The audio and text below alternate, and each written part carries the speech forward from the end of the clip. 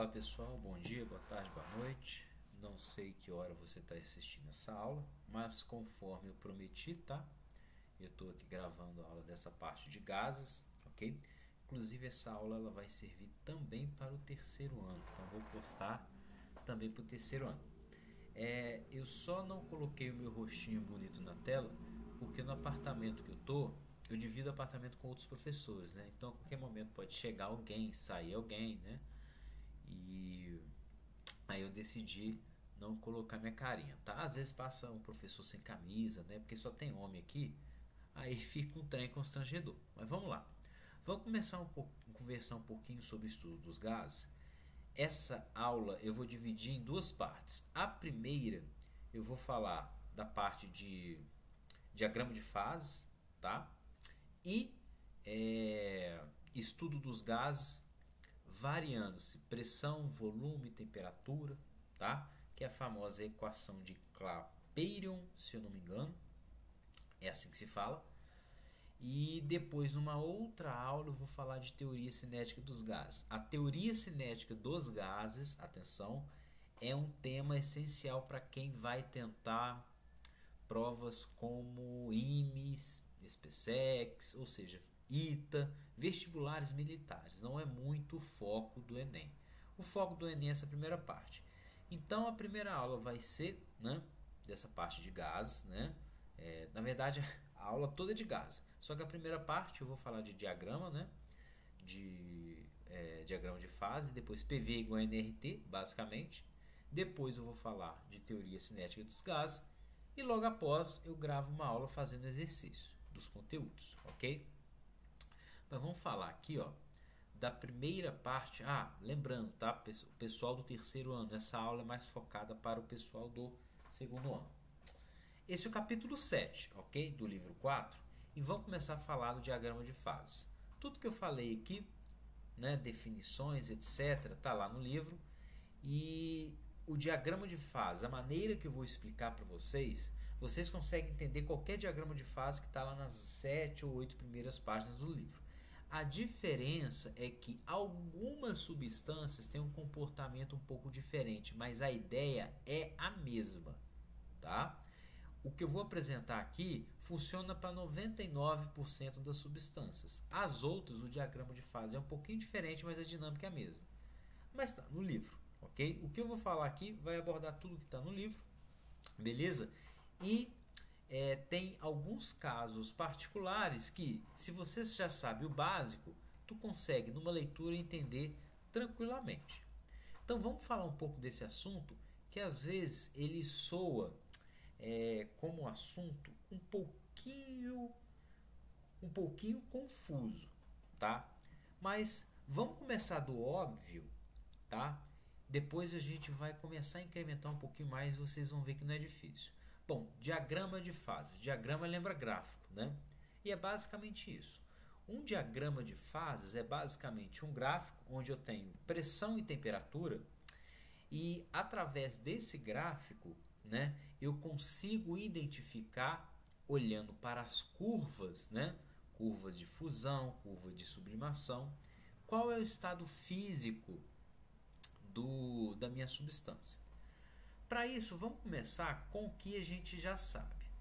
Então, observe aqui que eu estou desenhando uma reta. Nossa, ficou perfeito. Aqui, nessa reta em azul, eu vou representar a temperatura. Temperatura. Beleza? Então, vamos lá. O que a gente já sabe? A gente já sabe o seguinte. Vamos pegar a água como exemplo, né? Gelo. Ou seja, estado sólido. Então aqui eu tenho bloquinhos de gelo, né? Lá do meu estado sólido. Se eu aumento a minha temperatura, observe que aqui, ó, neste sentido, a temperatura vai aumentando, correto? Se eu aumento a temperatura, o que vai acontecer? Esse gelo ele vai para o estado líquido, né? Então todo esse gelo aqui basicamente vira água. Eu estou no estado líquido. E se eu aumentar um pouco mais a temperatura, eu vou para o estado gasoso, ok? Então, ó, aumentando a temperatura, vou aqui eu coloquei gelo, né? Vamos colocar aqui, ó, ao invés de gelo nessa primeira parte, vamos colocar S de sólido, que vai ficar mais fácil. Sólido. E aqui eu parto para o estado gasoso. Isso a gente já sabe, isso a gente já viu lá nas aulas de calorimetria. Bom, o que a gente não sabe ou tem dúvida? Bom, aumento a temperatura ou diminuo a temperatura, eu consigo mudar de estado físico. Agora, e se eu mexer com a pressão? Isso acontece também? Acontece. E é exatamente isso que o diagrama de fases evidencia, né? Eu falei para vocês, é um diagrama em que você consegue identificar os estados físicos da matéria através da pressão e temperatura. Tá? Eu omiti falar pressão e temperatura para deixar bem claro agora. Ok? Então a gente já sabe que se eu aumentar a temperatura de sólido para líquido, de líquido para gasoso, posso fazer o caminho contrário se a temperatura diminuir. Agora, e se eu começar a mexer com a pressão? Vou colocar aqui, ó, pressão. O que vai acontecer? O que vai acontecer com a minha substância se, ao invés de eu mexer na temperatura, eu mexo na pressão? Bom, o exemplo que eu acabei de fazer com vocês era aumentando temperatura, sólido, líquido, gasoso. Porém, eu fiz isso tudo com pressão constante. Ah, Alan, pressão constante, beleza, agora você clareou. Pois é, eu não mexi na pressão. Agora eu vou começar a brincar com a pressão, tá? Então vamos lá. Vou começar pelo estado gasoso. Vou tentar desenhar aqui, ó, tipo um cubinho. Esse cubinho aqui, ó, ele tem gás, ok? Vou colocar aqui umas bolinhas. Vou até colocar com outra cor. Eu tenho umas bolinhas aqui para representar o estado gasoso, ok? Então aqui eu tenho um gás. Ora, vocês concordam que os gases eles têm uma liberdade de movimentação maior? Concordam? Os gases, o que define o volume de um gás, assim como o líquido, né, é o recipiente que o contém. Então, o grau de liberdade de um gás, em condições normais, é o quê? É maior. Ou seja, eu não tenho moléculas comprimidas, eu não tenho moléculas exercendo pressão umas sobre as outras. Então, a baixas pressões, a tendência é que eu encontre gás. Ok? Agora, e se eu aumentar um pouco mais a pressão? Ou melhor, vamos estudar o caso do líquido, ok? O líquido, se a gente percebeu, eu vou tentar desenhar aqui desenhar um pouco mais para baixo, um vasilhame, uma vasilha, contendo um líquido qualquer. Obviamente, esse líquido contém moléculas, porém, o grau de liberdade dessas moléculas, a liberdade de movimentação delas, é um pouco menor do que do gás, não é? Por quê, professor? Ora, se você pensar que no líquido as moléculas estão mais juntas, as forças intramoleculares são maiores do que no gás, essas moléculas estão mais juntas. Então a pressão ela tende a ser maior nos líquidos. Então aqui, ó, um pouco acima do gás eu tenho uma região onde eu posso colocar os líquidos. Ok. E nos sólidos, professor? Ué, nos sólidos, como a gente já viu, os sólidos eles estão com as moléculas basicamente todas juntinhas, né? Então eu vou até apagar isso daqui, vou continuar essa minha reta para ficar mais claro. Nos sólidos, como as moléculas estão um pouco não, né? Como as moléculas nos sólidos estão mais juntas, mais presas umas às outras, e isso faz com que o calor se propague mais rápido, né? Estão lembrados? O que vai acontecer? A pressão nos sólidos, vou até desenhar um monte de bolinha aqui, ó, ela tende a ser maior.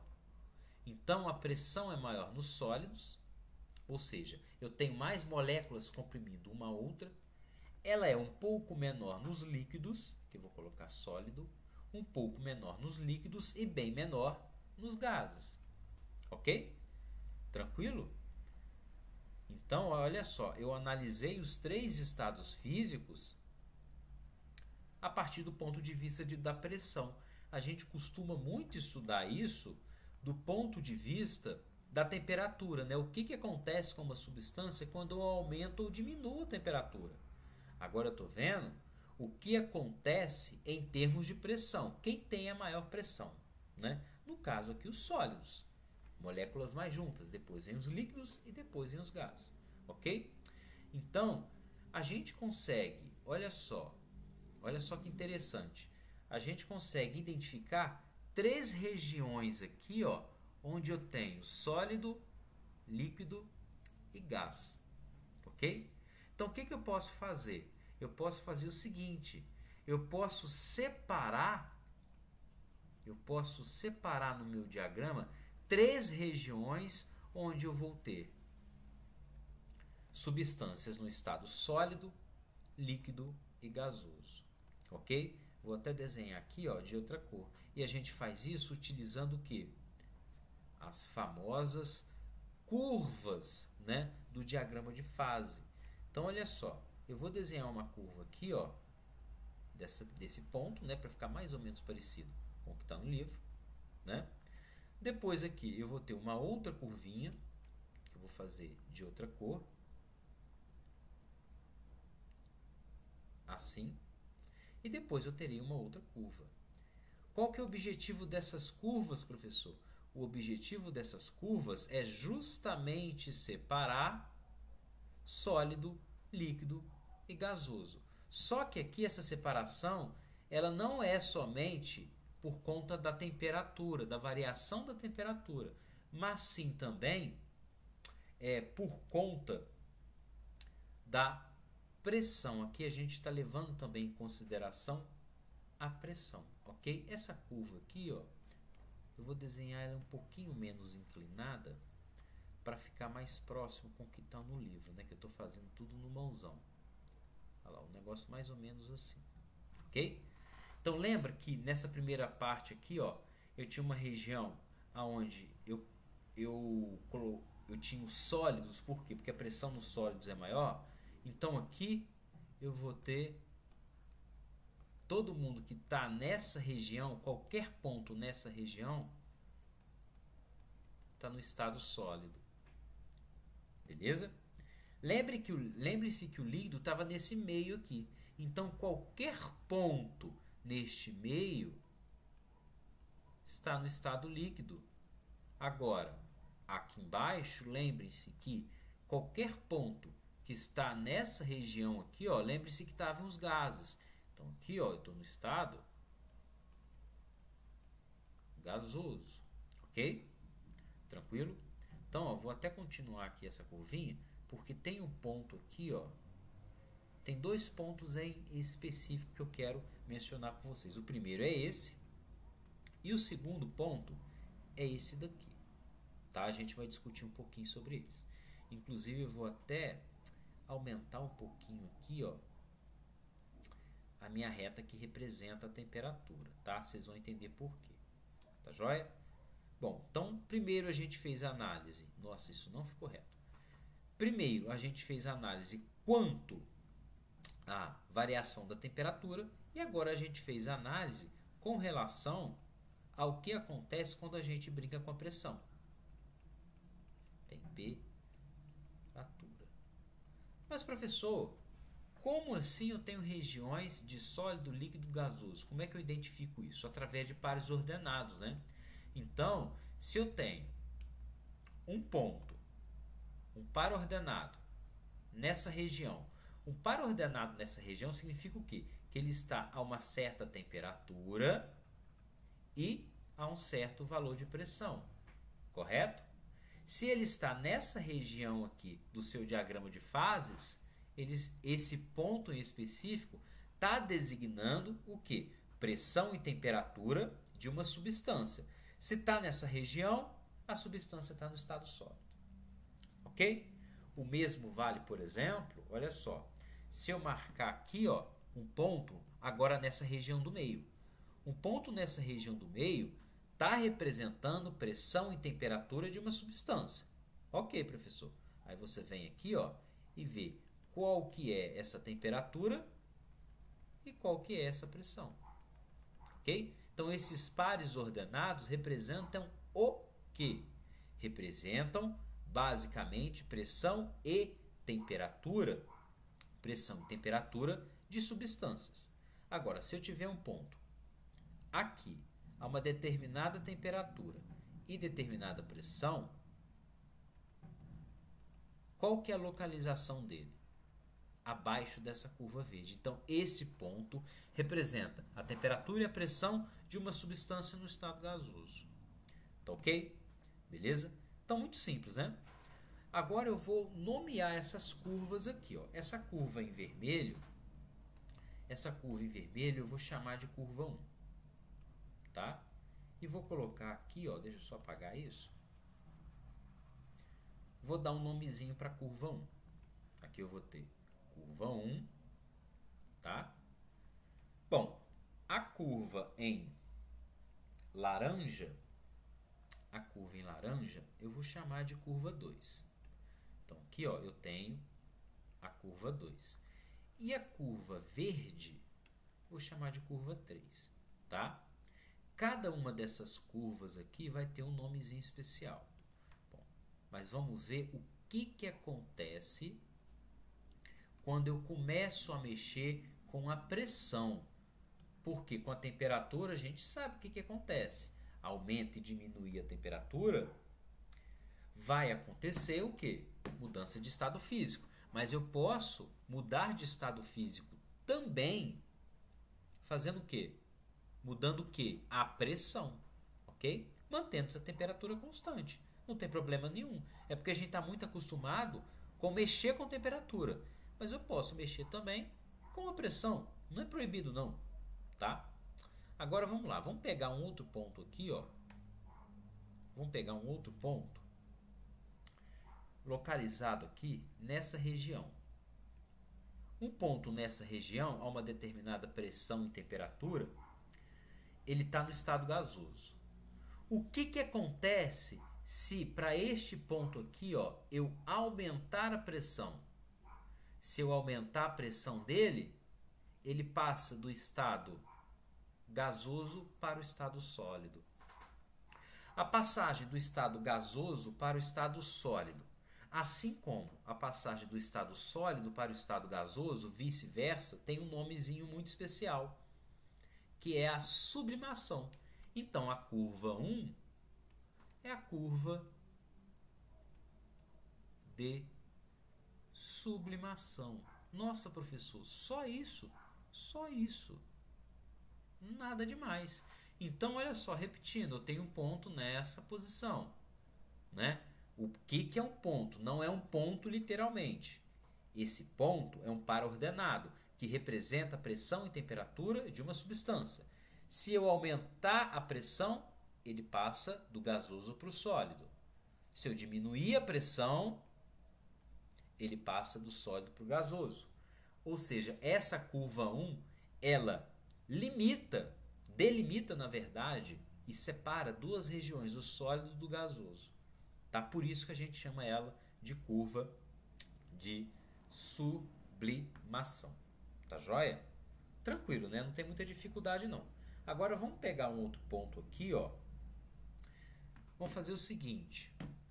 Vamos pegar esse mesmo ponto aqui, ó. Vou até pegar a mesma cor. Esse pontinho marrom. Observe que eu não estou mexendo com temperatura. Porque mexer com temperatura a gente já sabe o que acontece. Vamos mexer com pressão. Ah, professor, pode mexer com os dois ao mesmo tempo? Pode. Não tem problema nenhum. Aí você tem que ver em qual região, né, do seu diagrama de fases, né, você vai ficar. Para identificar se a substância está no estado líquido, sólido ou gasoso. Então vamos lá. Vamos aumentar a pressão desse pontinho aqui, ó. Se eu aumentar a pressão dele, olha só para onde ele vai. Ele vai do estado líquido para o estado sólido. Olha só. Então, essa curva em laranja aqui está delimitando também a separação entre dois estados da matéria. Exatamente. Assim como, agora vamos imaginar esse pontinho aqui, ó, na posição da faixa do estado sólido, ou seja, é uma substância com pressão e temperatura, né, compatíveis com o estado sólido. Se eu diminuir a pressão, o que acontece com a substância? Vai para o estado líquido. Opa, professor, então essa curva aqui, ó, é a curva de fusão e de solidificação. Exatamente. A curva número 2 é a curva de fusão barra solidificação. Só isso, professor? Só isso. Agora vamos lá para a curva 3. Opa, a curva 3 está separando aqui, ó, gasoso, está separando gasoso do líquido, ok? Então, o que vai acontecer aqui, por exemplo? Olha só. Vamos aumentar a pressão. Vamos pegar esse pontinho aqui mesmo. Vamos pegar esse ponto que eu marquei aqui, ó, e vamos aumentar a pressão dele. Se eu aumentar a pressão dele, não estou mexendo com temperatura, olha só, ele passou essa linha verde que delimita gasoso para líquido, ok? Ele, então, ao aumentar a pressão, mudou de estado físico. O mesmo acontece se eu pegar mais um pontinho aqui, ó, na região do líquido. Se eu diminuir a pressão, ora, ele volta para o estado gasoso. Nossa, professor, então essa curva aí, ó, é a curva de vaporização, né? Vaporização líquido para gasoso, né? E condensação gasoso para líquido. Isso. Acabou, pessoal. É basicamente isso. Então, essa é a curva de vaporização barra com... Nossa Senhora, misericórdia, ficou muito horrível. É a curva de vaporização barra, vou escrever aqui embaixo, vaporização barra condensação.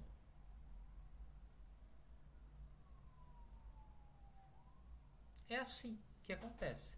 Então, como que aparece esse exercício? Ele fala, ó, mantendo-se a temperatura constante, né? Ele te dá um ponto, vamos supor que seja esse.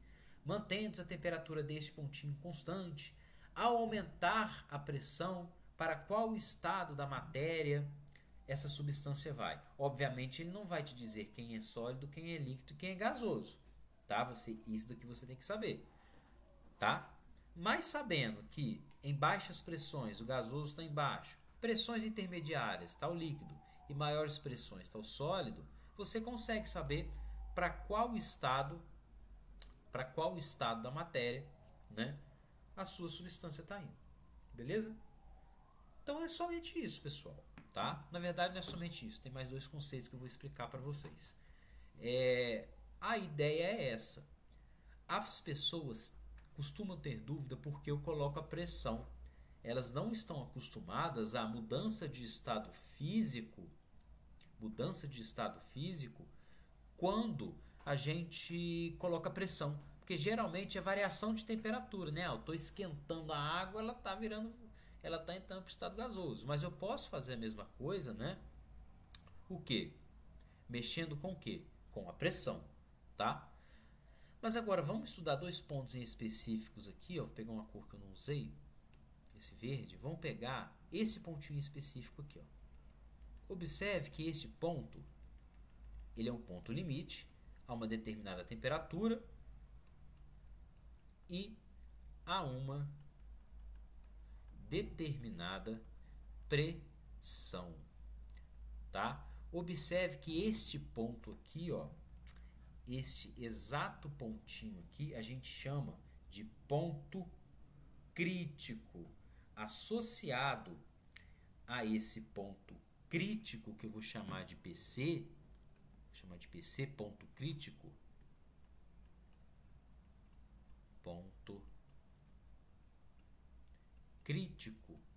eu tenho uma pressão crítica e tenho uma temperatura crítica. Por que o termo crítico? Porque olha só, Vamos pegar agora um pontinho, uma substância localizada nessa região, tá? Está acima da temperatura crítica. O que acontece se eu aumentar a pressão dela? Olha só. Observe que ela não vai alcançar o estado líquido. O estado líquido está aqui. E essa curva ela finaliza aqui nesse ponto crítico. O mesmo acontece se eu abaixar a pressão. Ok? Ou seja, acima da temperatura crítica, né, eu tenho o estado puramente gasoso. O que significa isso? Significa que, por mais que eu aumente a pressão, aumentar a pressão significa que eu pego essa substância e tento comprimir ela o máximo possível. Eu não vou conseguir com que ela vá para o estado líquido, tá? Por isso que a gente chama de ponto crítico. Acima do ponto crítico, ou melhor, acima da temperatura crítica, eu não consigo mais voltar para o estado líquido. Por isso que ao invés de estado gasoso, a gente costuma chamar essa região aqui, ó, de vapor. Por quê? Porque o vapor, eu posso ir para o estado líquido e posso voltar para o estado gasoso ou estado de vapor, tá? O termo gás ele é mais utilizado quando a gente está acima da temperatura crítica. No dia a dia, ou até mesmo em exercícios, o gás vai aparecer de forma ambígua. Mas lembre-se, gás é quando a sua temperatura, né, ele está a uma temperatura acima da temperatura crítica. E, obviamente, isso depende da substância, tá? Então, ponto crítico ou temperatura crítica, né? Substâncias acima do ponto crítico, ou melhor, além do ponto crítico, está no estado gasoso e não consegue voltar para o estado líquido. Agora, eu tenho outro ponto aqui, ó, também muito interessante, que é esse daqui. Este ponto aqui, ó, eu vou chamar de ponto triplo, ou PT. O que é o ponto triplo? O ponto triplo, olha só que loucura. Ponto triplo. O próprio nome diz triplo. 3 coisas, né? Ora, professor, como assim? Como assim 3 coisas? Seguinte, se você tem uma determinada substância aqui nesse pontinho, nessa junção, obviamente, esse ponto está a uma temperatura que a gente vai chamar de temperatura tripla e pressão tripla também, mas é mais comum chamar de ponto triplo. No ponto triplo, a substância se encontra em equilíbrio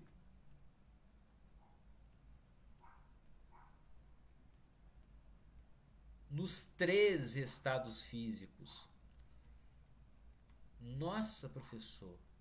Pois é. Ou seja, o cara tá em equilíbrio no estado sólido, líquido e gasoso ao mesmo tempo. No YouTube tem alguns vídeos de algumas substâncias assim, tá? Mas é uma situação muito rara, né?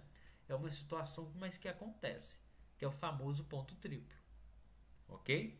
Então, pessoal, eu vou até riscar aqui, ó, para ser mais, digamos assim, um pouco mais enérgico. Vamos chamar essa região de vapor, tá?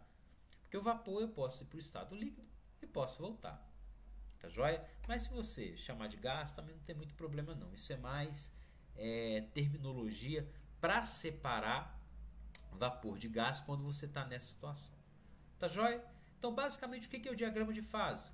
É representar substâncias, né, nos seus estados sólido, líquido e gasoso e a passagem, né, de sólido para líquido, de líquido para gasoso, mudando-se não só a temperatura, mas a pressão também, tá? Eu posso mudar a pressão também. Na maioria dos exemplos, a gente só varia a temperatura, né? Mas agora, eu posso mudar a pressão também. Porque olha só, imagina, por exemplo, que você vai cozinhar batata no alto do Monte Everest. Lá, o ar é mais rarefeito, não no alto, né? Mas vamos pegar numa região alta. Lá no estádio do Bolívar, né, que o Flamengo foi jogar lá naquela altitude terrível, ok? Que as pessoas têm menos ar para respirar. A pressão lá é menor. Isso vai influenciar diretamente na temperatura de ebulição. Então, a água pura, ela vai ferver a uma temperatura menor do que 100 graus Celsius. Ou seja, a temperatura é diretamente relacionada com a pressão. Ok? Joia? Então isso é diagrama de fase. Inclusive eu peguei o livro aqui, ó. Com essa aula você consegue tranquilamente entender os conteúdos entre as páginas 228 e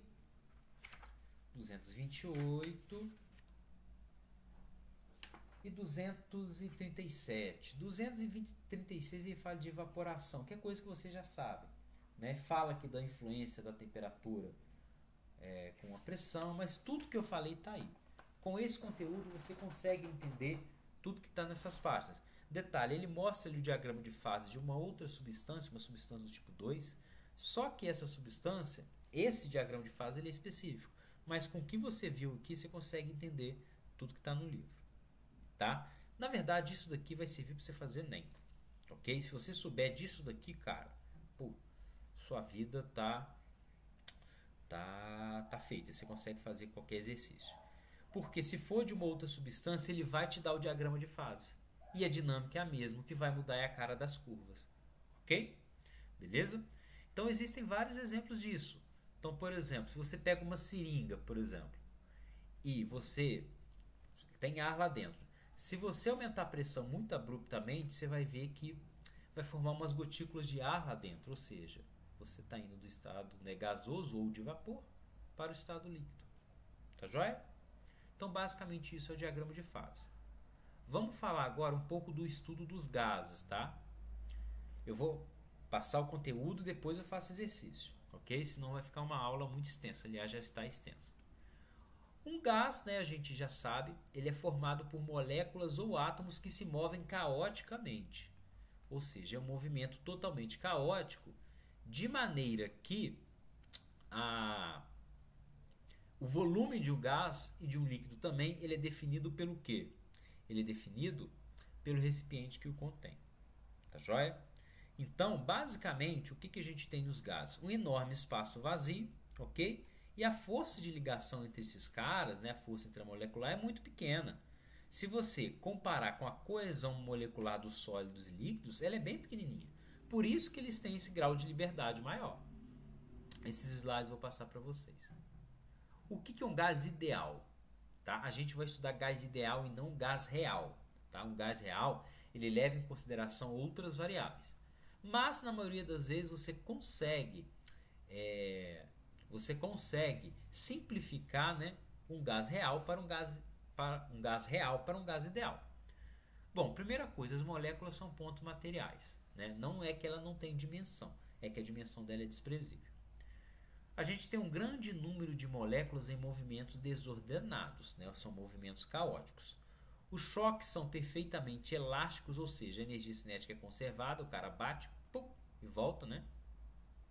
Nas paredes, e de pequena duração.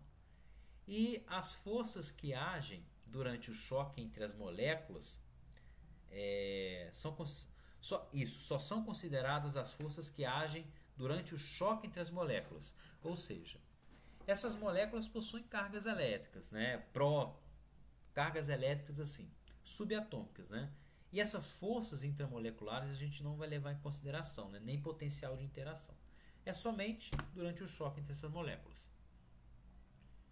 Bom, aqui tem uma outra definição de gás ideal, né? E aqui algumas condições aqui em que eu tenho um gás ideal para diferentes substâncias. Um gás ele comporta de maneira ideal quando a sua temperatura ela é muito maior que a temperatura crítica, né, o que a gente viu, e quando a pressão ela é muito menor que a pressão crítica, tá? Então essa é a definição de gás ideal, ou seja, a temperatura tem que ser muito maior que a temperatura crítica e a pressão muito menor que a pressão crítica. E a gente tem um gás que se comporta de maneira ideal. Em laboratório você consegue, né? Você consegue realizar essas condições no ambiente controlado. Quais que são as variáveis de estado de um gás?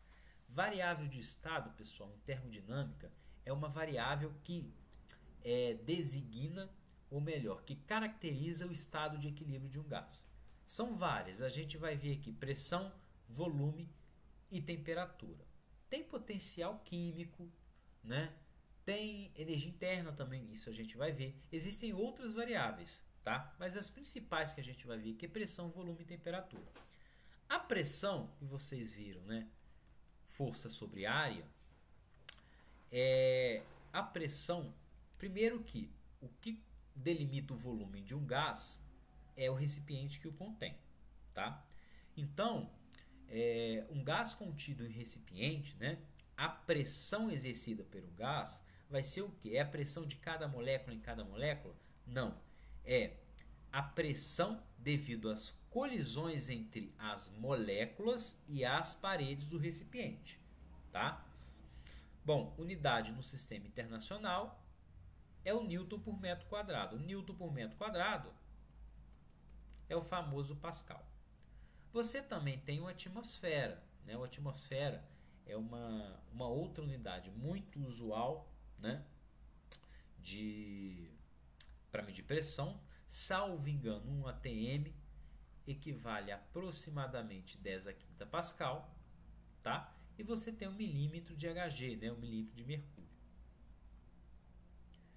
Bom, ainda continuando, a gente tem o volume, né? O volume de um gás vai ser basicamente o volume do recipiente que ele está contido. E aqui a gente geralmente vai desprezar a espessura do recipiente para não contar como volume também. Ou seja, o recipiente ele é bem, né? A espessura dele é bem pequenininha. Lembrando que um metro cúbico são 1000 litros, né? E a temperatura também caracteriza o estado de um gás. Temperatura na escala absoluta, ou seja, Kelvin, tá? E aí, olha só.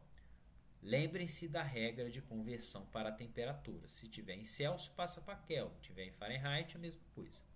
Ok? A equação de Clapeyron, isso daqui tudo vocês já viram, né, na parte de química. Mas, né, vendo mais uma vez, a equação de Clapeyron, ela foi obtida, eu não me lembro o ano, mas ela foi obtida empiricamente, experimentalmente, né, na verdade, não foi só um cientista. Ele estava estudando a variação da pressão, volume e temperatura de um gás ideal. E o que ele percebeu? Ele percebeu que o produto da pressão pelo volume desse gás contido em dado recipiente, ele é diretamente proporcional, ou melhor, é igual ao número de moléculas, número de mols, do gás, desculpa, proporcional a uma constante que a gente chama de constante universal dos gases ideais pela temperatura. Okay? Ele observou isso daqui. Sempre que ele multiplicava pressão e volume de temperatura, pressão e volume desse gás, seja qual pressão for e qual volume for para um gás ideal, isso sempre vai dar nRT. nR são constantes. Se eu passar o T dividindo, eu vou ter que PV sobre T é igual a nR, ou seja, isso é sempre constante. Guardem isso, tá? A razão, o produto da pressão pelo volume dividido pela temperatura é sempre constante. Como a temperatura aqui está no denominador, lembrar que tem que estar em Kelvin, tá? Porque o Kelvin você não tem 0 Kelvin, mas graus Celsius você tem o 0, né? Então, se você deixar a temperatura em graus Celsius, existe a possibilidade de você dividir por 0 e não existe divisão por 0. Aqui são as unidades usuais, né, utilizadas para a constante universal dos gases ideais. Ah, professor, qual eu vou utilizar? O exercício vai te dar. Esta daqui é a unidade lá do Sistema Internacional para esse R. Tá? Bom, Lei Geral dos Gases Ideais. Isso é muito interessante. Lembra que eu falei que PV sobre T é igual a nR, que é igual a constante? Bom, se eu pegar um gás ideal, vamos supor que no estado 1 eu tenho um gás ideal a uma pressão, volume e temperatura, que eu vou chamar de P1, V1 e T1, tá? Detalhe, aqui em ambas as situações, estado 1 e estado 2, são estados de equilíbrio, ok? Equilíbrio térmico. Aí, por um processo qualquer, esse gás evoluiu do estado 1 para o estado 2. No estado 1, eu sei que o produto da pressão pelo volume no estado 1 dividido pela temperatura é constante. Então eu vou chamar de, se é constante, eu vou chamar de K. K é uma constante qualquer. Então P1V1 sobre T1 é constante. Por quê? Bom, porque esse é um gás ideal. Para o estado 2, P2V... Nossa senhora, ficou feio. Para o estado 2, o produto... Nossa senhora, peraí. Opa, voltou. O produto P2V2 por T2 também vai ser constante. Lembra que eu falei que não vai mudar? Eu vario a pressão, vario o volume, vario a temperatura. Isso não muda. Olha só. Eu mudo P, mudo V, o resultado vai ser nRT. Acontece que eu posso mudar a temperatura também. Então, se eu mudar os três para um gás ideal, o resultado vai ser sempre o mesmo.